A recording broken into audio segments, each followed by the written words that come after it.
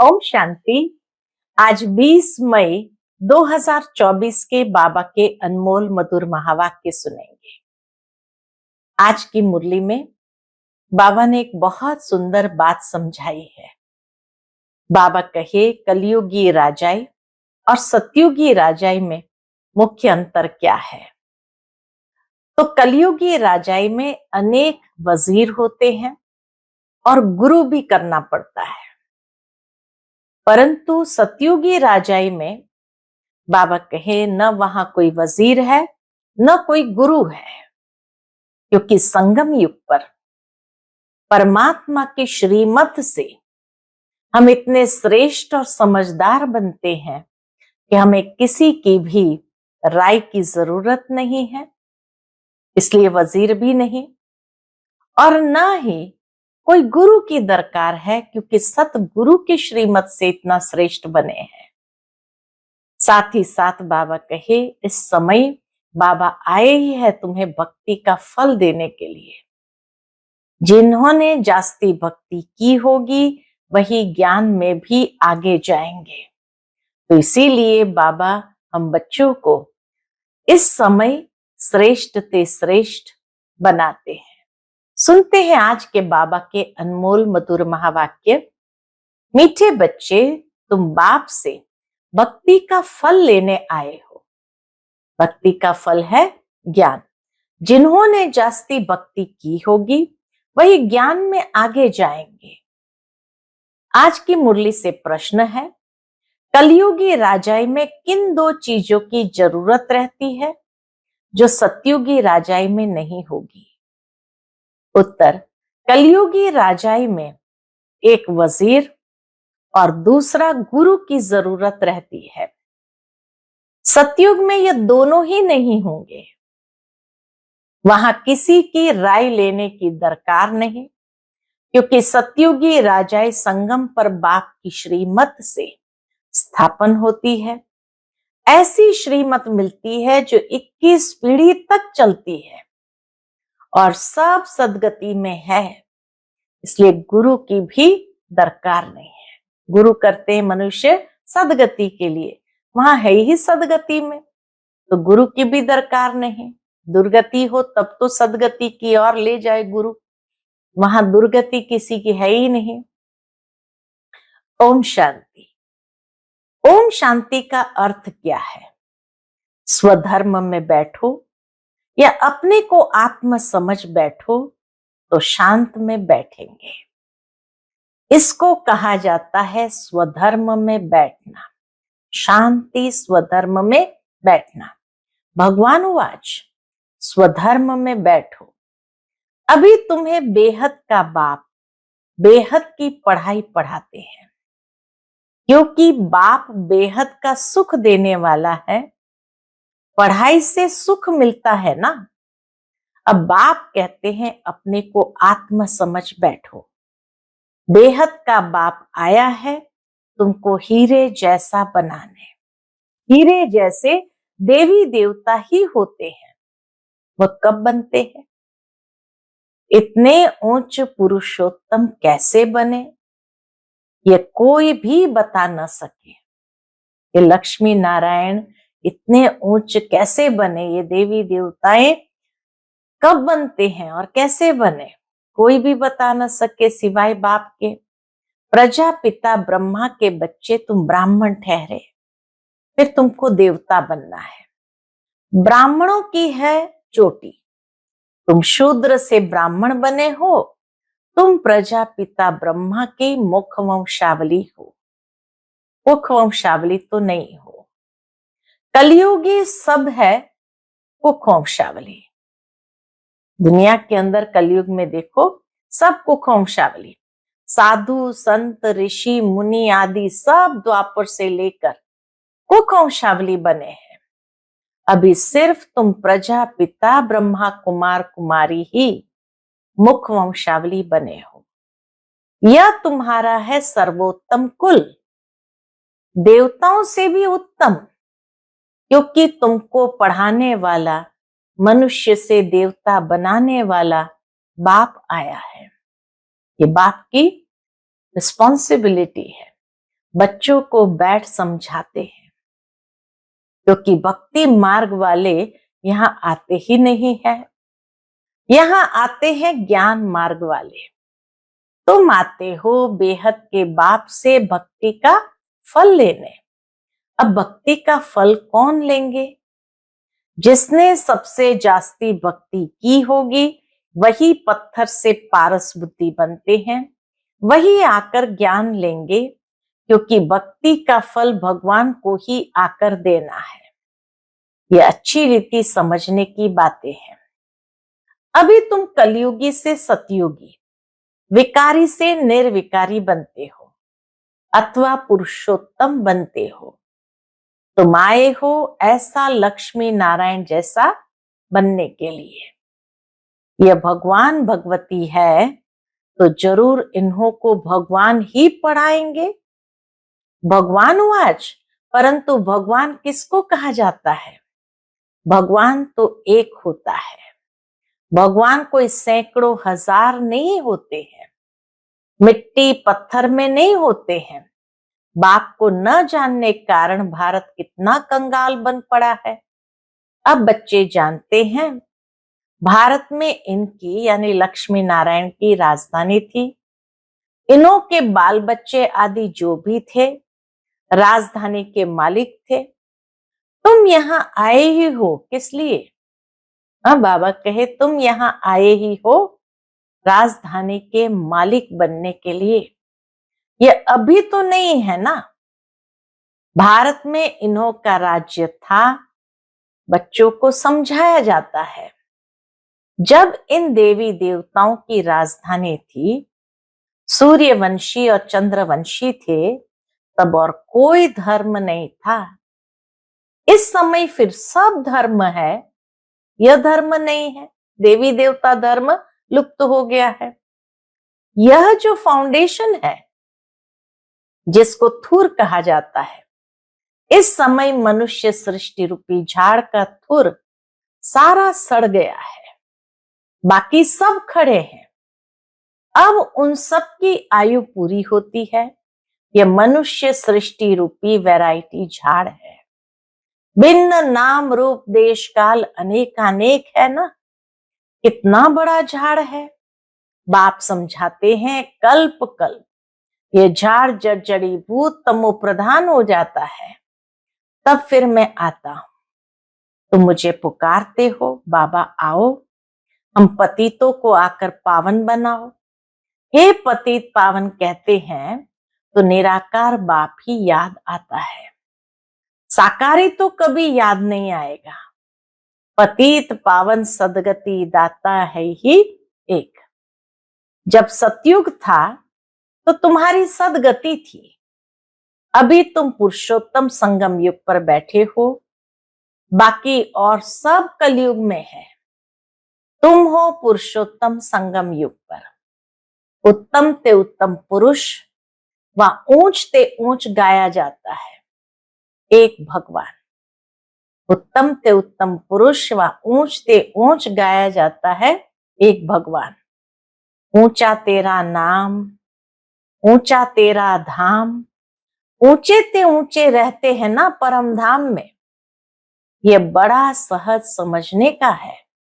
सतयुग, त्रेता, द्वापर, कलयुग, फिर है संगम युग। इसका किसको पता नहीं है। संगम युग का किसको भी पता नहीं। ड्रामा में ये भक्ति मार्ग भी बना हुआ है। ऐसे नहीं कह सकते कि बाबा फिर ये भक्ति मार्ग क्यों बनाया है। ये तो अनादि है। मैं बैठ तुमको इस ड्रामा का राज समझाता हूं। मैंने बनाया हो तो फिर कहेंगे कब बनाया। बाप कहते ये तो अनादि है ही है। ये ड्रामा अनादि है ही है। शुरू कब हुआ ये सवाल ही नहीं आ सकता। अगर कहेंगे फलाने समय शुरू हुआ तो कहेंगे बंद कब होगा, परंतु नहीं, ये तो चक्र चलता ही रहता है। तुम चित्र भी बनाते हो ब्रह्मा विष्णु शंकर का, यह है देवता है। त्रिमूर्ति दिखाते हैं, उसमें ऊंचते ऊंच शिव को दिखाते नहीं है। त्रिमूर्ति में ऊंचते ऊंच शिव बाबा को नहीं दिखाते हैं, उनको अलग कर देते हैं। ब्रह्मा द्वारा स्थापना सो तो अब हो रही है, तुम अपनी राजधानी स्थापन कर रहे हो। राजधानी में तो सब प्रकार के पद होते हैं, प्रेसिडेंट है, प्राइम मिनिस्टर है, चीफ मिनिस्टर है, ये सब होते हैं राय देने वाले। सतयुग में राय देने वाले कोई चाहिए नहीं। अभी जो तुमको राय अथवा श्रीमत मिलती है वह अविनाशी बन जाती है। अभी देखो कितनी राय देने वाले हैं, कितने मिनिस्टर्स होते हैं, ढेर के ढेर है। पैसे खर्च कर मिनिस्टर आदि बनते हैं राय देने के लिए। खुद गवर्नमेंट भी कहती है यह करप्टिव है, बहुत खाते हैं, यह तो है ही कलयुग। वहां तो ऐसे होते नहीं, सतयुग में कोई भी ऐसे होते नहीं। वजीर आदि की दरकार नहीं रहती। यह मत 21 जन्म चलती है, तुम्हारी सदगति हो जाती है। वहां तो गुरु की भी दरकार नहीं रहती। सतयुग में न गुरु न वजीर रहता है। अभी तुमको श्रीमत मिलती है अविनाशी 21 पीढ़ी के लिए, 21 बुढ़ापे के लिए। बूढ़ा बन फिर शरीर छोड़ जाए बच्चा बनेंगे। जैसे सर्प एक खाल छोड़ फिर दूसरी लेते हैं। बाप समझाते हैं, मीठे मीठे बच्चों, तुम ब्राह्मण ब्राह्मणियां हो, ग्रंथ में भी पढ़ते सुनते तो सब है, मूत पलिती कपड़ धोए। भगवान को बुलाते हैं आकर, मूत पलिती कपड़ा, हम आत्माओं का धुलाई करो। हम सब आत्माओं के बाबा आकर हमारा कपड़ा साफ करो। शरीर तो नहीं धोना है, आत्माओं को धोना है, क्योंकि आत्मा ही पतित बनी है। पतित आत्मा को आकर पावन बनाओ। तो बाप बच्चों को समझाते हैं, क्या समझाते हैं? मीठे मीठे बच्चों, मुझे यहां आना पड़ता है। इसलिए आते हैं, मैं ही ज्ञान का सागर, पवित्रता का सागर हूं। तुम बेहद के बाप से बेहद का वर्षा लेते हो, हद के बाप से हद का वर्षा मिलता है। हद के वर्षे में दुख बहुत है, इसलिए बाप को याद करते हैं। अथाह दुख है। बाप ने कहा है, ये 5 विकारों रूपी रावण तुम्हारा सबसे बड़ा दुश्मन है। ये आदि मध्य अंत दुख देते हैं। ये मीठे बच्चों, अगर इस जन्म में ब्राह्मण बनकर काम पर जीत पहनी तो जगत जीत बनेंगे। तुम पवित्रता धारण करते हो, इसलिए देवता बनने के लिए तुम आए हो। आदि सनातन देवी देवता धर्म की स्थापना करने। यह है पुरुषोत्तम संगम युग। इसमें पुरुषार्थ कर पावन बनना है। हमारा मुख्य पुरुषार्थ है पावन बनने का। कल्प पहले जितने पावन बने थे सूर्यवंशी चंद्रवंशी घराने के, वह जरूर बनेंगे। टाइम तो लगता है ना। बाप युक्ति बहुत सहज बताते हैं। अब बाप के बच्चे तो बने हो, यहां तुम किसके पास आए हो? वह तो है निराकार, उसने इस शरीर का लोन लिया है। वह खुद बताते हैं, यह है बहुत जन्म के अंत के भी अंत का जन्म, ब्रह्मा बाबा का। तो यह हुआ सबसे जास्ती पुराना तन। मैं आता ही हूं पुराने रावण की आसुरी दुनिया में, और फिर उनके शरीर में जो अपने जन्म को नहीं जानते हैं।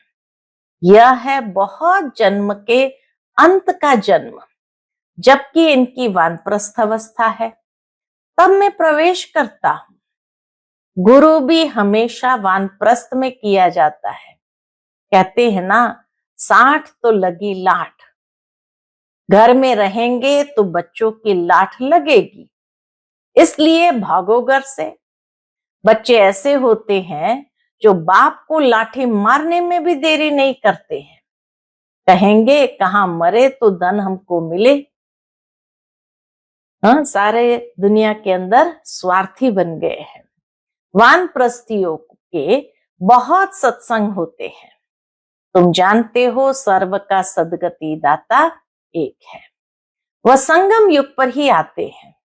सतयुग में जब तुम सद्गति पाते हो तो बाकी सब शांति धाम में रहते हैं।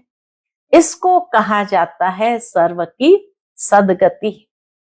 बाप के सिवाय और तो कोई भी सद्गति दाता हो नहीं सकता। कोई सद्गति कर भी नहीं सकते, हो भी नहीं सकता। न किसको श्री कह सकते हैं, न श्री श्री। श्री अर्थात श्रेष्ठ होते हैं देवताएं। श्री लक्ष्मी, श्री नारायण उनको कहा जाता है। उन्हों को बनाने वाला कौन? श्री श्री शिव बाबा को ही कहना चाहिए। वही आकर सबको इतना श्रेष्ठ बनाते हैं। तो बाप भूले सिद्ध कर बताते हैं। तुमने इतने गुरु किया फिर भी ऐसा ही होगा, फिर भी 5000 साल बाद ऐसा ही होगा। तुम फिर वही गुरु आदि करेंगे, चक्र फिर वही रिपीट होगा। जब तुम स्वर्ग में रहते हो तो वहां हो सुखधाम में, पवित्रता सुख शांति सब वहां है। वहां झगड़ा आदि होता नहीं। बाकी इतने सब शांति धाम में चले जाते हैं। बल सतयुग को लाखों वर्ष कह देते हैं। बाप कहते लाखों वर्ष की बात है ही नहीं। लाखों वर्ष की कोई बात है ही नहीं। यह तो 5000 वर्ष की बात है। कहते भी है मनुष्य के 84 जन्म। दिन प्रतिदिन सीढ़ी नीचे उतरते तमो प्रधान बनते जाते हैं। तो बाप समझाते हैं यह भी ड्रामा बना हुआ है। एक्टर्स होकर ड्रामा के क्रिएटर, डायरेक्टर, मुख्य एक्टर को न जाने तो क्या कहेंगे? बाप कहते इस बेहद के ड्रामा को कोई भी मनुष्य मात्र नहीं जानते हैं।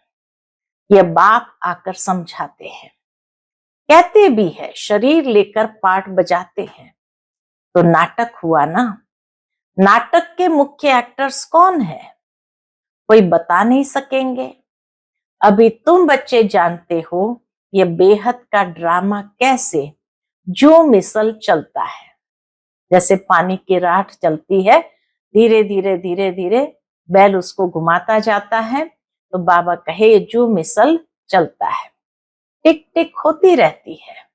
मुख्य है ऊंचते ऊंच बाबा, जो आकर समझाते भी है और सर्व की सद्गति भी करते हैं।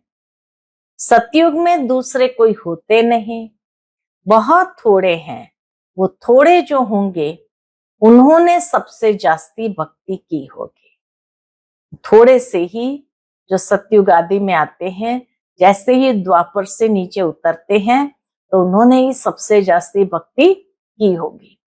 तुम्हारे पास प्रदर्शनी व म्यूजियम में आएंगे कौन? बाबा कहे तुम्हारे पास प्रदर्शनी व म्यूजियम में आएंगे वह जिन्होंने बहुत भक्ति की है। एक शिव की भक्ति करना, इसको कहा जाता है अव्यभिचारी भक्ति। अव्यभिचारी भक्ति। फिर बहुतों की भक्ति करते क्या हो गए? व्यभिचारी बन पड़े हैं। अभी तो बिल्कुल ही तमो प्रधान भक्ति है।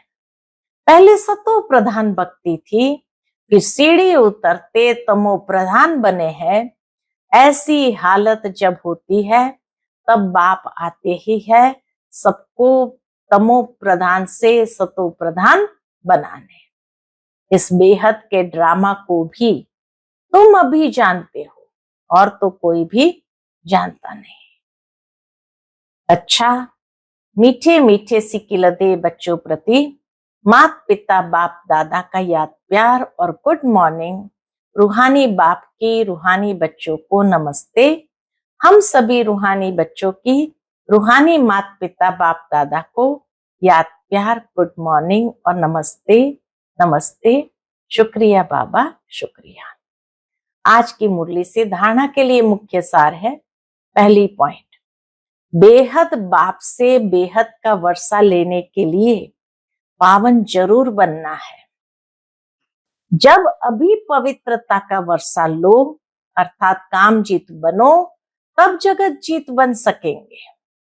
दूसरी पॉइंट, बेहद बाप से पढ़ाई पढ़कर स्वयं को कौड़ी से हीरे जैसा बनाना है, बेहद का सुख लेना है। नशा रहे, मनुष्य से देवता बनाने वाला बाप अभी हमारे सन्मुख है। अभी है हमारा ये सर्वोत्तम ब्राह्मण कुल। आज का बाप दादा का मधुर वरदान हम बच्चों के प्रति है, कौन सा? ज्ञान संपन्न दाता बन सर्व आत्माओं के प्रति शुभ चिंतक बनने वाले श्रेष्ठ सेवाधारी भव। ज्ञान संपन्न दाता बन सर्व आत्माओं के प्रति शुभ चिंतक बनने वाले श्रेष्ठ सेवाधारी भव। शुभ चिंतक बनने का विशेष आधार शुभ चिंतन है। जितना शुभ चिंतन चलेगा तो शुभ चिंतक सहज बन सकेंगे।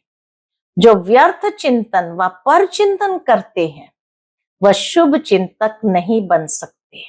सीधा हिसाब है, वो शुभ चिंतक नहीं बन सकते। शुभ चिंतक मणियों के पास शुभ चिंतन का शक्तिशाली खजाना सदा भरपूर होगा। भरपूरता के कारण ही औरों के प्रति शुभ चिंतक बन सकते हैं।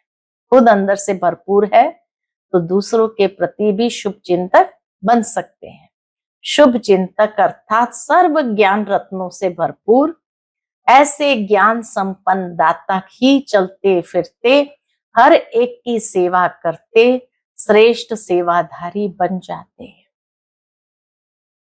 आज का विशेष स्लोगन है, विश्व राज्य अधिकारी बनना है तो विश्व परिवर्तन के कार्य में निमित्त बनो। विश्व राज्य अधिकारी बनना है तो विश्व परिवर्तन के कार्य के निमित्त बनो। बहुत गहरी बात बाबा ने समझाई है। जिस तरह आज की कलयुगी दुनिया में भी जो समाज में कुछ न कुछ परिवर्तन लाते हैं, लोग उनके लिए ही अच्छी भावना रखते हुए अगर वो इलेक्शन में खड़े भी होते हैं तो उसको जिताते हैं, अर्थात वो राज्य अधिकारी बनता है। तो इसलिए बाबा कहे, तुम बच्चे भी विश्व राज्य अधिकारी कब बनेंगे? जब विश्व में भी मनसा वाचा कर्मणा तन मन धन समय श्वास शक्ति जिससे भी कुछ न कुछ परिवर्तन का कार्य करके दिखाएं, तो बाबा भी ड्रामा भी सहज उसको राज्य अधिकारी बना देते हैं। इसीलिए हमेशा स्वयं में परिवर्तन और समाज के अंदर भी कुछ परिवर्तन के कार्य को जरूर करना है। अच्छा, ओम शांति।